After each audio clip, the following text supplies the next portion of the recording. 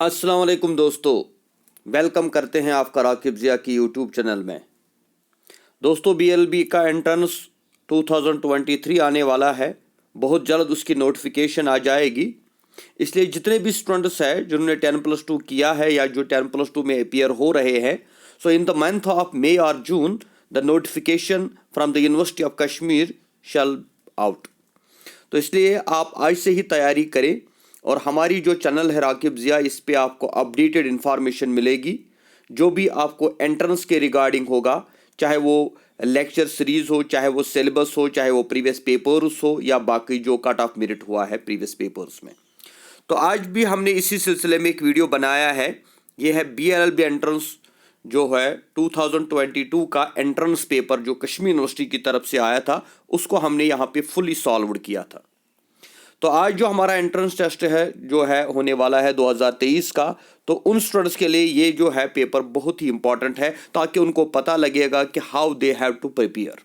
Because last year जो paper आया था that was beyond our expectation. ये काफ़ी डिफरेंट आया था, जो भी प्रीवियस पेपर्स आए थे उससे डिफरेंट आया था। इसलिए मैं चाहता हूं कि आप पहले इस लास्ट ईयर के प्रीवियस पेपर को देखें तो अकॉर्डिंगली आप तैयारी करेंगे।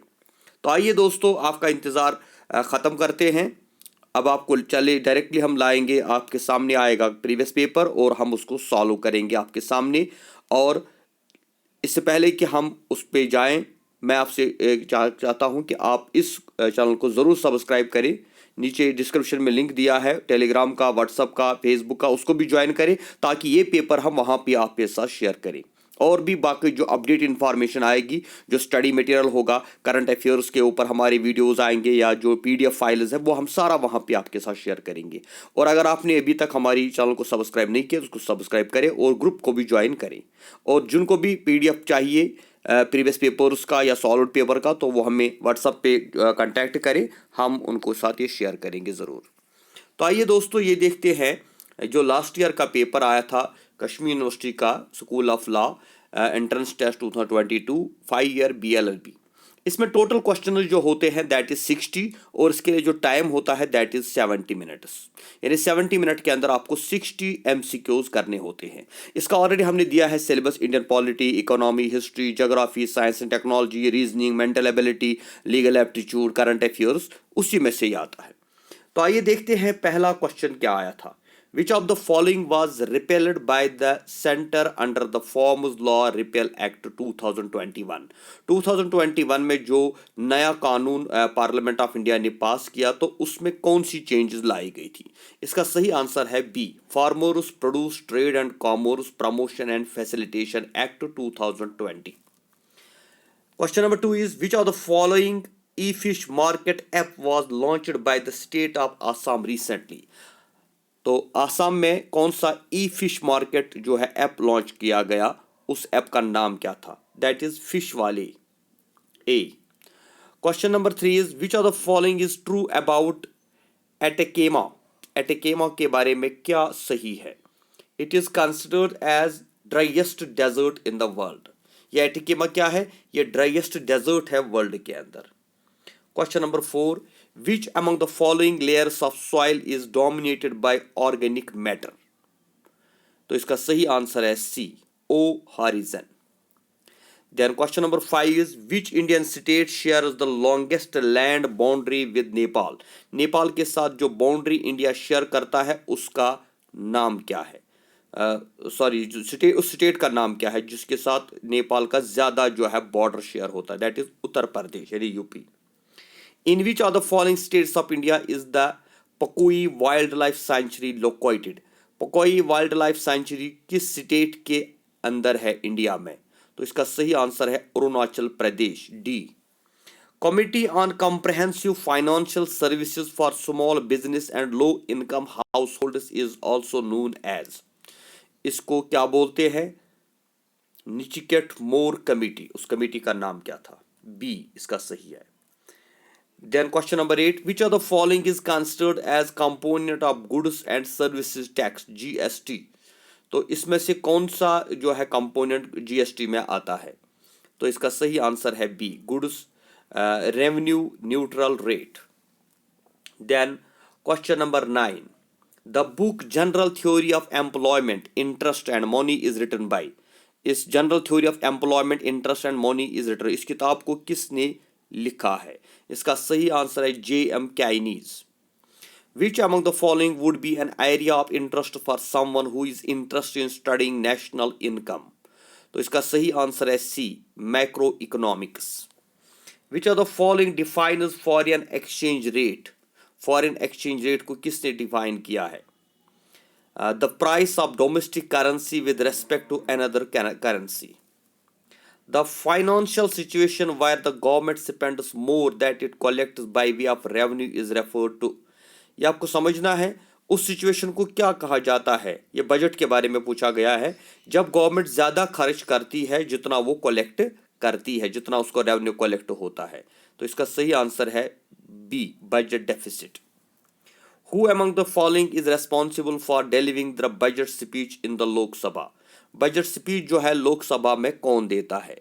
नेचुरली फाइनेंस मिनिस्टर जो होता है, जैसे निर्मला सीतारमन जो है इंडिया की फाइनेंस मिनिस्टर है, रिसेंटली उसी ने बजट की स्पीच दी है, क्योंकि बजट वही प्रेजेंट करती है। 14 क्वेश्चन नंबर जो है, that is which among the following was developed by the researchers at IIT Ropur at Monash University Australia to detect the imposes at virtual conference। तो इसका सही आंसर है fake buster. BBV154 an intrasonal vaccine for COVID-19 was developed by which of the following companies? इस Covid vaccine को किसने develop किया था, उस कंपनी का नाम? यह है भारत बायोटेक। इसके बाद हम 16 पे जाएंगे। The draft of the latest science and technology innovation policy was released by the Indian government in which year? तो ये सारा जो है इसका सही आंसर है सी, यानी 2020। तो पहले मैं आपको ये बताऊं, ये जो हमने अभी तक MCQs किए ये ज़्यादा इकोनॉमिक्स से आए हैं और एक दो इसमें कुछ करंट अफेयर्स से आए हैं। तो आपको पता लगा होगा कि इस पेपर का जो है स्टैंडर्ड क्या है। ये काफ़ी टफ पेपर आया था, और क्योंकि ये बाहर से आया था पेपर इसलिए ये ज़्यादा टफ था। तो हम नहीं एक्सपेक्ट करते कि इस साल इतना टफ पेपर होगा, क्योंकि जो बच्चों ने प्रिपरेशन की थी तो ये उससे भी अनएक्सपेक्टेड क्वेश्चन पूछे गए थे।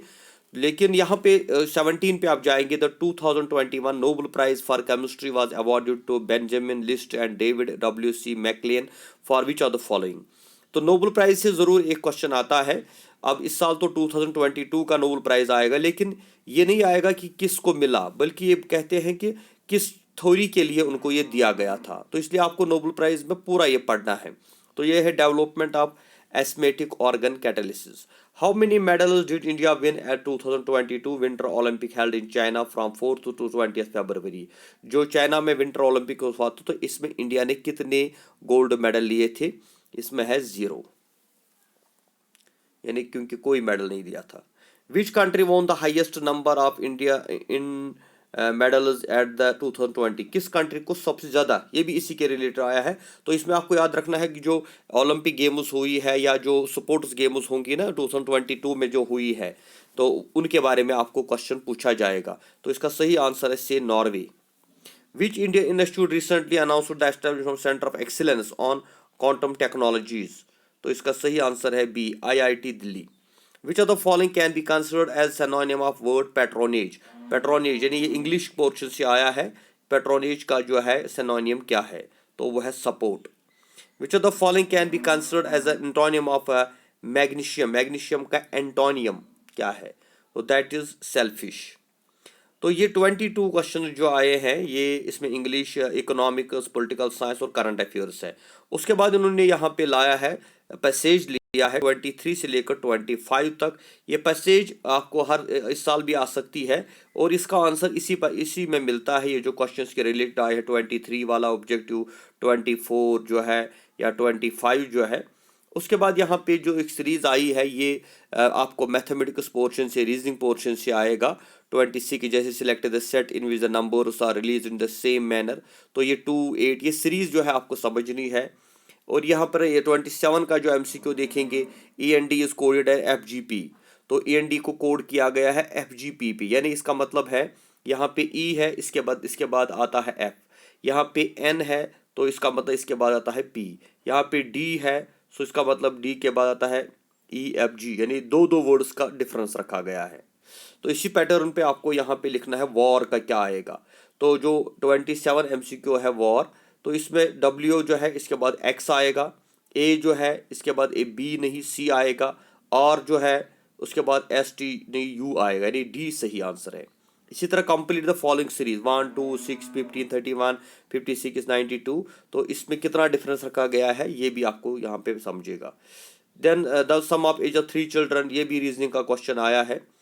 तो यहाँ पे क्वेश्चन नंबर 30 ऐसे क्वेश्चंस भी आते हैं जैसे find out the alternative which will replace the question mark. तो जैसे फ्लो है रिवर, तो स्टैगनेंट का क्या आएगा, तो इसको थोड़ा समझना है आपको, तो इसका पूल आएगा। यानी रिवर जो होता है ये फ्लो होता है, ये चलता रहता है, और पूल की अगर हम बात करें स्विमिंग पूल जैसे, वो स्टैगनेंट एक ही जगह होता है। यानी इसी तरह से ये सीरीज होती है। फिर इसके बाद फिर एक यहाँ पे मैंने पैसेज लाया है 31 to 35 MCQs, तो ये पैसेज आपको पढ़ना है और इसी पैसेज से फिर आपको ये क्वेश्चन जो है 35 तक क्वेश्चन जो इसी से निकलेंगे, 2 पैसेजेस। उसके बाद एक और पैसेज उन्होंने लाई है जिससे क्वेश्चन निकाले हैं, यानी यहाँ पिछले साल जो पेपर आया था उसके बाद एक और पैसेज 39 वाली ये भी पैसेज आई है, इससे भी क्वेश्चन निकलेंगे। तो इसके बाद हम यहाँ पे आते हैं, यहाँ से क्वेश्चन सीरीज शुरू हुई है। ये हिस्ट्री के MCQs आए हैं 41। With which of the following incident are the revolutionary Ashfaq Ullah, Chandrashekhar Azad, Ram Prasad Bismil, Roshan Singh and Rajendra Lahiri, ये किस एपिसोड के साथ जो है रिलेटेड है? द ककोरी कॉन्स्पायरेसी केस है। Which of the following 9 gems of court of Mughal rule was reputed poet of Hindi, तो कौन सा हिंदी पोइट अकबर के ज़माने में बड़ा पॉपुलर था, उसका नाम क्या था? डॉक्टर रहीम खान खाना, Abdurrahman Rahim Khan Khana. Jizya was abolished by which of the following Mughal, ये जिजिया जो होता है नहीं, जो मुसलमान हुकूमत में हिंदू से लिया जाता था, गैर मुस्लिम से, ये किसने जो है इंडिया में इसको इस प्रैक्टिस को ख़त्म कर दिया? वो था अकबर। ये भी हिस्ट्री का MCQ आया है। इसके बाद विच of the following travellers involve prosecution war criminals of world war second, world war second में जो था इसके रिलेटेड आया है, तो इसका सही आंसर है numeric trial. Who among the following was the first education minister of India, ये तो सबको पता है मौलाना अबुल कलाम आज़ाद, यानी ए इसका सही आंसर है। इसके बाद the federal court of India came into being on the which of the following, जो फेडरल कोर्ट इंडिया में अंग्रेजों ने बनाया था वो कब बना था? तो 1 अक्टूबर 1937। Who among the following was the first Muslim president of Indian National Congress?